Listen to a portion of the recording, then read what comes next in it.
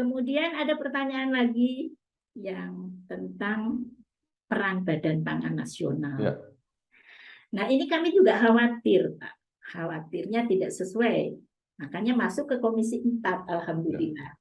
Karena tujuan kita ini kan mensejahterakan petani supaya hidupnya lebih layak, gitu, Pak.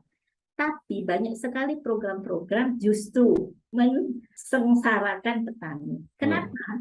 Karena mazhab perekonomian kita sudah super liberal, tergantung dari pasar. Nah, jadi kalau pasarnya tidak menguntungkan, mereka tinggalkan.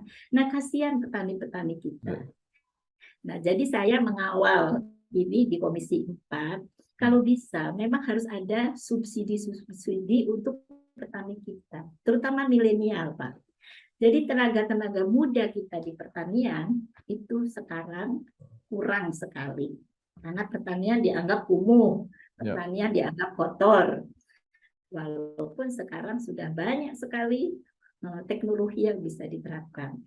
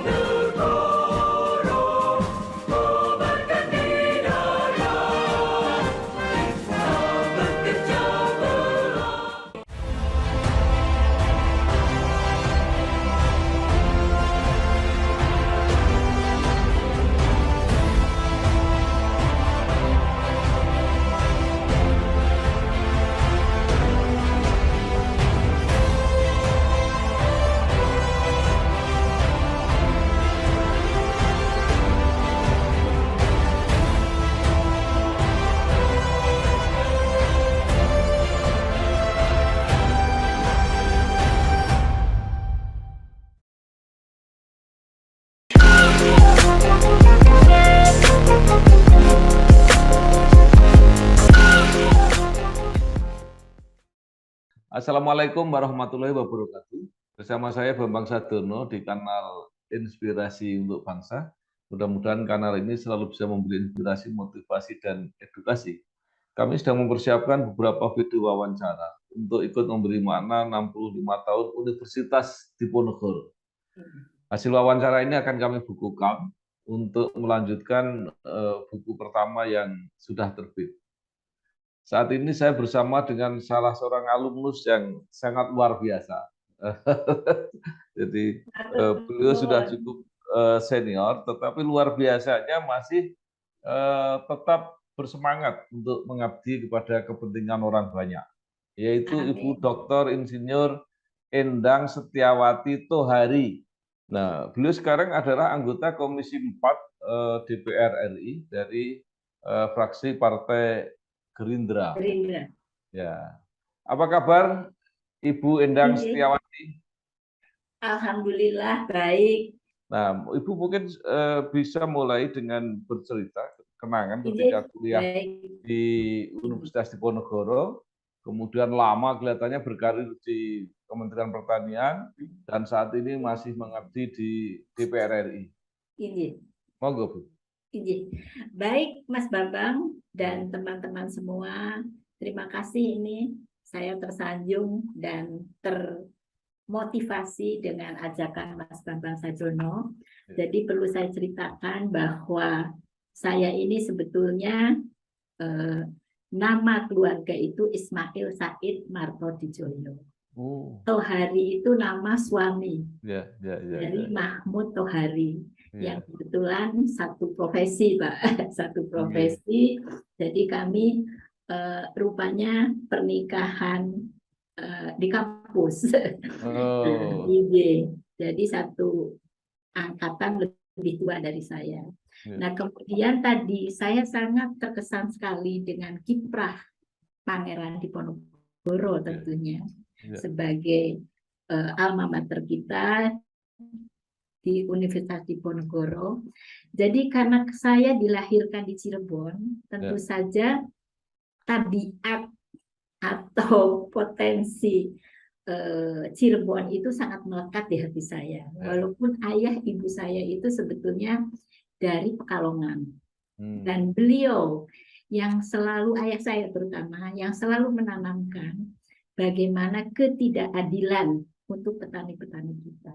Sehingga saya termotivasi untuk sekolah di Universitas Diponegoro dengan tadi tujuan ayah saya supaya saya tidak terkontaminasi dengan budaya Cirebonan, Jawabnya artinya ke Jawa Barat. Kembali ke hitohnya lah gitu. Nah, kenapa? Karena ayah saya sudah selalu berpesan, ojo rumongso biso. Nah, itu yang saling melekat di hati saya. Nah, jadi saya kebetulan ditempatkan di Kementerian Pertanian setelah lulus itu di Pusat Penelitian Sosial Ekonomi Bogor, yang kebetulan sekali ketuanya itu adalah, pimpinan kami adalah Pak Profesor Dr. Sarifudin Baharsa yang jadi Menteri Pertanian. Nah, sehingga disitulah saya digodok bagaimana saya dijadikan staf, waktu itu masih baru staf, sudah berkiprah bagaimana tentang Tatanas, petani nasional kita yang makin terpuruk. Sehingga karir saya di Kementerian Pertanian ini bergulir. Bergulir, kemudian karena saya di Undip, kemudian kerja di Bogor, jadi saya mulai adaptasi dengan IPB. Karena dulu Undip itu belum mengeluarkan sarjana sesuai dengan harapan kita. Nah, jadi saya afiliasi di Undip, di IPB selama 2 tahun. Nah, kemudian saya ambil S2 di IPB. Tapi tadi belum selesai, saya sudah dikirim ke Prancis.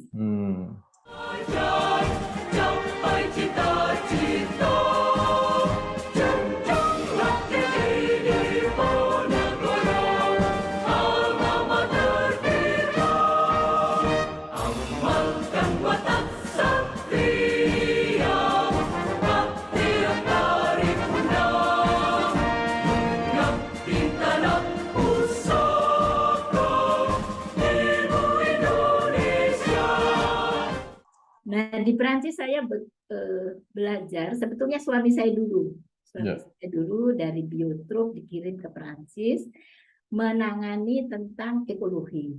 Nah, saya dengan Pak Darmin Nasution waktu itu ya, khusus untuk menangani ekonomi pertanian. Nah, jadi saya sekolah di Universitas Montpellier 1. Ya. Di sana saya harus ambil S2 lagi. Yang tadi diploma etude super spesialis. Nah, itu arahnya ke ekonomi rural. Di pedesaan. Nah, di situ saya hampir 7 tahun dan juga dapat penghargaan karena saya ditunjuk sebagai Presiden de l'APER, Association de Promotion Ekonomi Rural. Nah, kemudian ambil juga master dari Institut Agronomik Mediterranean. Nah, kemudian doktornya dari Fakultas Sians Ekonomi. Nah, setelah dari situ kembali ke Indonesia, memang perlu perjuangan. Karena tadi terutama untuk kepegawaian segala kan dirintis dari nol lagi. Nah, alhamdulillah saya ditunjuk sebagai direktur atau waktu itu istilahnya PIMPRO ya, Agriculture Research Management. Jadi yang mendorong para peneliti untuk sekolah lagi sebagai doktor. Dan itu tidak mudah karena berbagai kendala selain dari karakter dari teman-teman, juga masalah ini bahasa.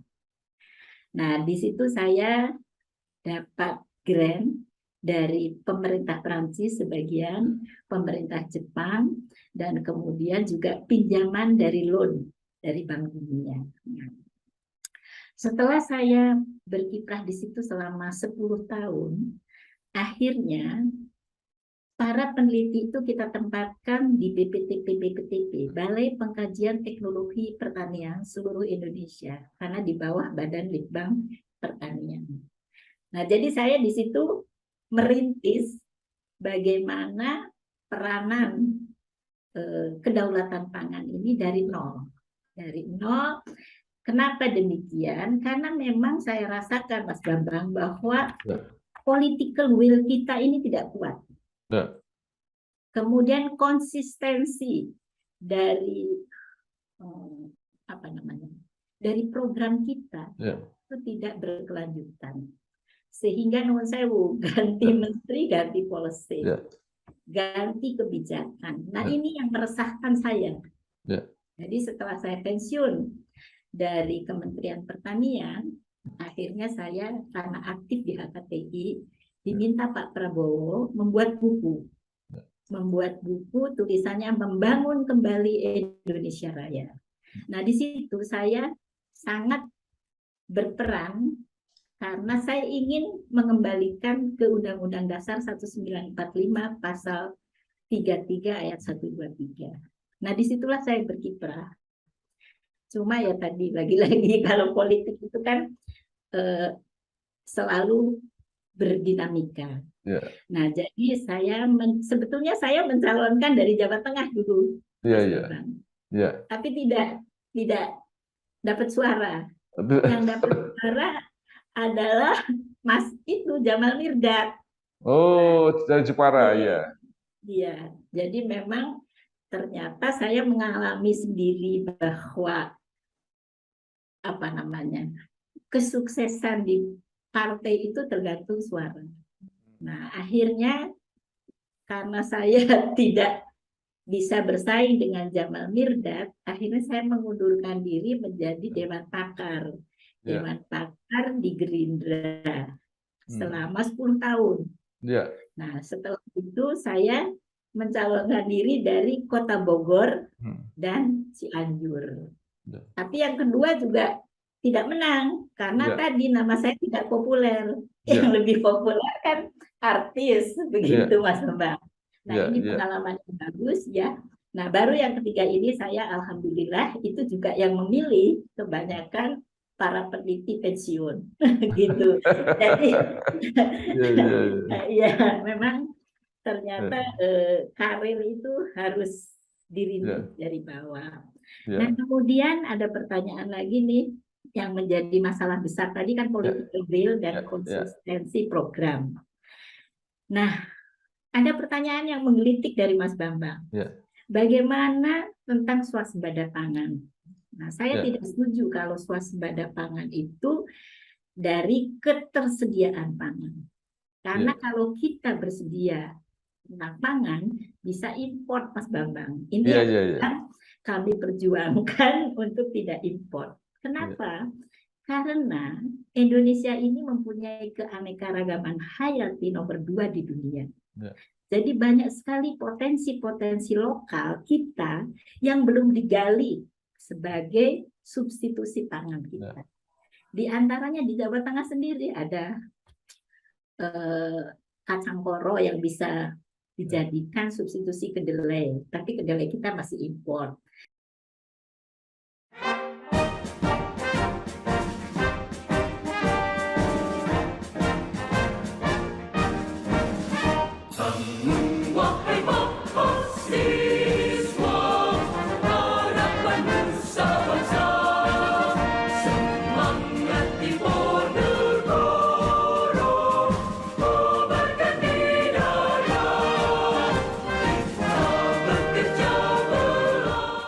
Nah, jadi Mas Bambang, saya berkeinginan untuk tadi, dan teknologi yang dihasilkan oleh para peneliti kita cukup banyak, tapi tidak ada biaya. Jadi Pak Bambang ketahui dan teman-teman semua ini nuwun sewu, bahwa anggaran dari setiap kementerian itu kecil sekali untuk teknologi, apalagi untuk sosialisasi atau inovasi teknologi. Dan juga kita diserang oleh negara-negara maju dengan GMO-nya itu. Padahal teknologi itu yang kita makan sekarang tempe itu ya GMO. Tapi tadi, nah ini kan perlu pemahaman, perlu sosialisasi. Nah dengan itu saya tergerak untuk mensosialisasikan program-program ini, tentu saja dengan tadi kita bekerja sama dengan teman-teman Undip di berbagai disiplin ilmu. Karena saya merasa tadi bahwa saya ojo dumeh tadi, kemudian ojo sok pinter gitu kan. Kemudian ada pertanyaan lagi yang tentang peran Badan Pangan Nasional. Nah ini kami juga khawatir, Pak. Khawatirnya tidak sesuai. Makanya masuk ke Komisi 4, Alhamdulillah. Karena tujuan kita ini kan mensejahterakan petani supaya hidupnya lebih layak, gitu Pak. Tapi banyak sekali program-program justru mensengsarakan petani. Kenapa? Karena mazhab perekonomian kita sudah super liberal, tergantung dari pasar. Nah, jadi kalau pasarnya tidak menguntungkan, mereka tinggalkan. Nah, kasihan petani-petani kita. Nah, jadi saya mengawal ini di Komisi 4, kalau bisa memang harus ada subsidi-subsidi untuk petani kita, terutama milenial, Pak.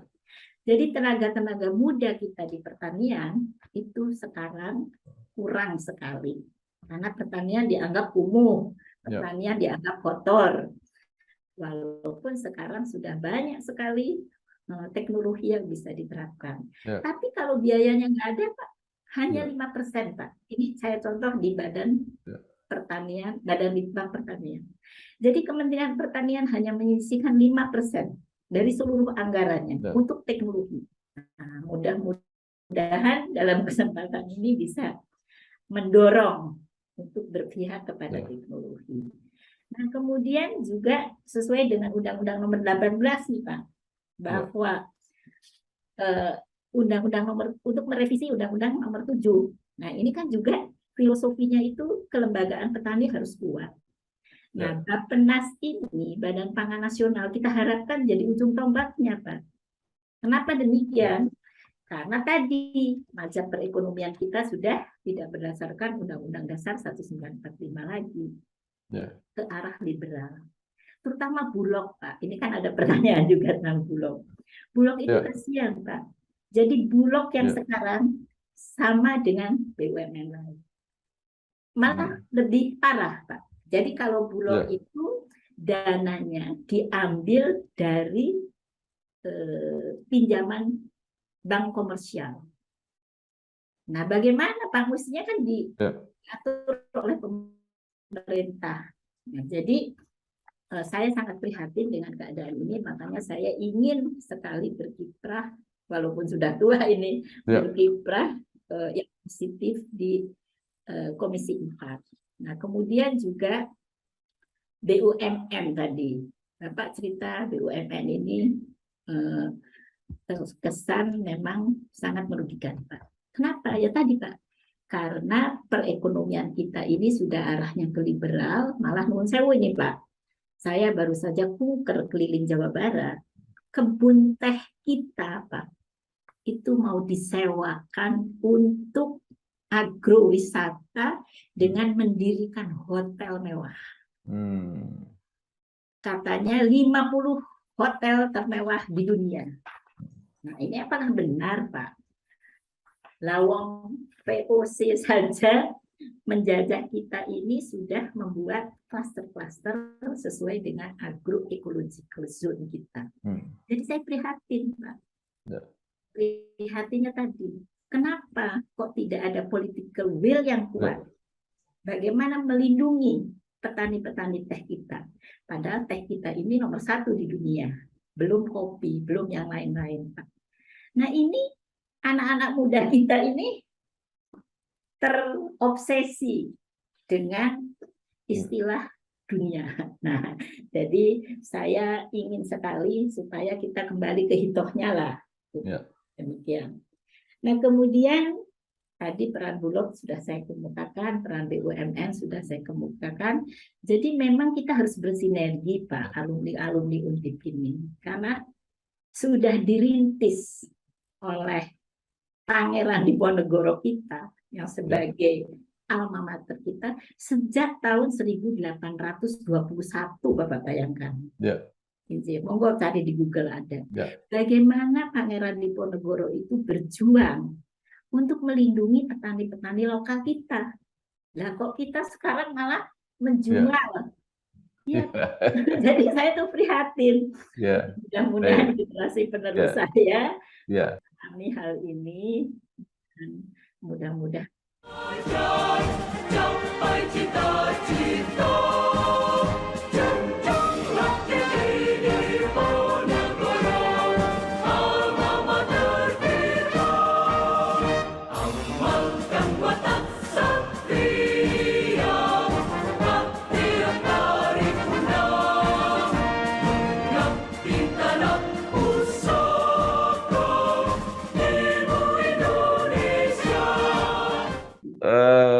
Sangat menarik ya, Ibu mengkritik mulai political will, politik pertanian yang selain berubah-ubah itu juga tidak fokus untuk kesejahteraan petani. Banyak kebijakan yang tidak sejalan, baik di Bappenas, kemudian di Bulog terutama. Nah, pertanyaan saya, Ibu sekarang di komisi yang memang membidangi masalah-masalah itu, yang mendampingi pemerintah, mengawasi, bahkan mengarahkan kalau perlu. Nah, apa yang dilakukan Komisi 4 ketika melihat banyak kebijakan yang tidak ideal? Ya, Komisi 4 selalu akhirnya Pak, kan itu diviralkan juga. Kita jadi kayak perang gitu Pak. Bukan program-program, karena memang programnya bagus, tapi sering-sering aplikasinya itu tidak kena sasaran. Nah, jadi kita meluruskan, malah kita bikin zoning Pak. Bikin zoning di dapil-dapil. Dan saya sendiri, monggo kalau alumni mau pada melihat, saya sudah bikin tentang agroecological zone di dapil saya. Jadi potensi-potensi apa yang bisa dikembangkan. Sehingga program pemerintah itu kena sasaran. Sekarang ini tadi Pak, hanya untuk pencitraan. Habis itu tidak berkelanjutan. Kemudian tidak ada evaluasi. Apa benar itu bisa mensejahterakan petani kita. Nah, kemudian ada program yang bagus, Pak, pupuk misalnya. Pupuk itu untuk pupuk organik. Karena kita import gas itu kan terlalu tinggi. Nah, pupuk kita tidak tersedia. Nah, mestinya kan tadi, Pak, ada kiat khusus untuk mensubstitusi potensi-potensi lokal kita yang belum dimanfaatkan, Pak. Saya prihatin di situ, Pak. Nah, sehingga kita selalu mengkritisi tapi memberi jalan keluar. Selain mengkritisi, kita memberi jalan keluar bagaimana sebaiknya, gitu. Nah, tadi Ibu juga menyampaikan bahwa kasihan para petani-petani milenial ini. Nah, apa yang harus dilakukan? Misalnya kampus-kampus yang mempunyai program-program pertanian dalam arti luas, ada peternakan, ada perikanan, dan sebagainya untuk memfasilitasi generasi muda petani. Jadi saya sudah mulai merangkul Pak, para mahasiswa, kemudian para alumni yang baru itu untuk tadi kasih oleh Kementerian Pertanian, Perikanan, kemudian LHK, Lingkungan Pertanian, terutama sampah ini Pak. Sampah ini kita bukan main Pak. Padahal sampah itu bisa dikelola dengan baik untuk pupuk maupun untuk maggot. Maggot itu semacam makanan, ya, serangga, alat yang bisa karena proteinnya tinggi. Nah ini belum digali. Jadi tadi Pak Bakonca tadi belum menyentuh para mahasiswa ini, baru menyentuh ya karena anggarannya tadi Pak, anggarannya sedikit sehingga tidak mengakomodir keinginan dari generasi muda kita.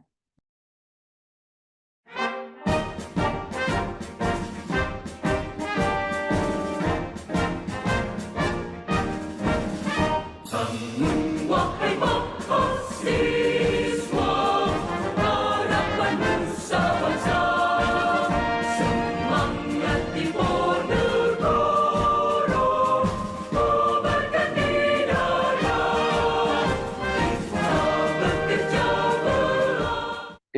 satu lagi pertanyaan. Anggaran kan yang menyetujui juga DPR. Jadi kalau misalnya DPR menyediakan ini anggarannya untuk itu bisa dilakukan nggak? Ya. Nah, jadi harus ada tadi Pak political will. Ya. Kalau anggarannya direfocusing terus sama kementerian keuangan, mereka tidak apa-apa Pak. Jadi contohnya Pak, refocusing di Kementerian Pertanian aja hampir 20%. Kalau di jumlah Pak, subsidi atau malah anggaran nih Pak, anggaran untuk Kementerian Pertanian, Perikanan, Lingkungan Hidup dan Kehutanan, kemudian Bulog malah nggak dapat anggaran, itu sangat kecil Pak dibandingkan dengan negara-negara yang bukan agraris. Nah, jadi di sini Pak political will itu yang saya kemukakan harus berpihak ke pertanian dan harus mengerti Pak. Nah, ini yang dicari PNBP Pak. Nah, kalau PNBP yang dicari berarti harus dijual itu Pak tanah-tanah kita yang subur. Nah, ini saya nggak setuju Pak, saya prihatin. Nah, mestinya ada political will yang kuat. Jadi bagaimana mengamankan kedaulatan pangan kita? Kita mau perang kalau lapar gimana, Pak? Ya, baik. Sekali lagi, tambah sedikit lagi. Political will itu siapa yang harus putuskan? Dari mulai presiden sampai presiden, ke menteri-menterinya, sampai ke sampai ke eselon 4, gitu Pak. Ya, jadi berarti harus dimulai dari presidennya dulu, Bu ya. Betul. Ya, jadi, dan harus kuat, Pak. Harus kuat, koordinir, menegur. Kalau anggarannya dikurangi, ditegur. Iya. Iya, jadi gitu loh, Pak.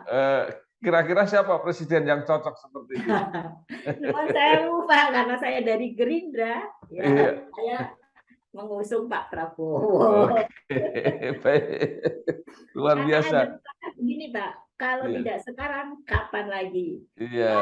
Dan kita siapa lagi? Gitu, Pak. Baik, terima kasih sekali Ibu Dr. Insinyur Endang Setiawati Tohari, Diplom Ekonomik Super Spesialis, MSc, anggota DPR RI dari fraksi Partai Gerindra, Komisi 4, Komisi Pertanian, Perkebunan, dan lain-lain. Banyak sekali yang sudah disampaikan, sangat mendasar, yaitu bahwa politik pertanian yang selalu berubah-ubah dan tidak fokus untuk membela kesejahteraan petani. Saya kira itu. Terima kasih sekali. Sukses terus, Bu. Wassalamualaikum warahmatullahi wabarakatuh. Waalaikumsalam warahmatullahi wabarakatuh.